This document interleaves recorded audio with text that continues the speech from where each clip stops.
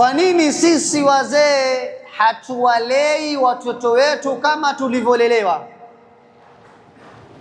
Ustadhi wamaanisha nini? Sio taulizo, ustadhi wamaanisha wewe hivi sasa umri ulionao si haramu, mathalan si haramu, ni mfano tu.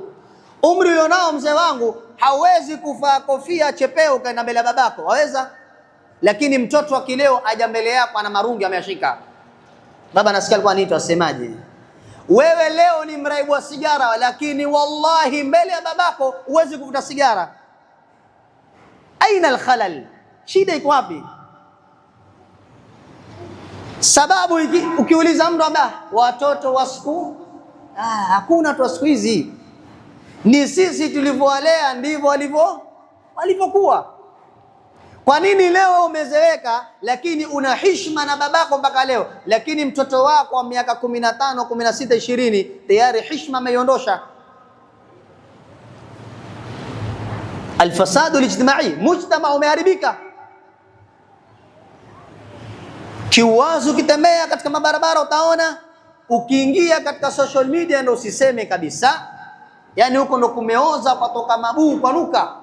Allah tuhifadhi na tuongoze sisi na vizazi vyetu insha Allah. Walfasadu alakhlaqi, na ufisadi katika akhlaq. Akhlaq zimeharibika, tabia, maadili yameharibika. Yako wapi yale maadili ya Kiislamu?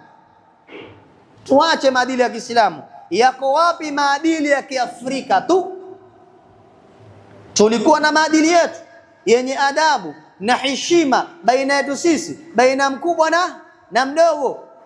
Yako wapi yale maadili yetu ya Kiafrika? Wacha ya Kiislamu, ya Kiafrika tu.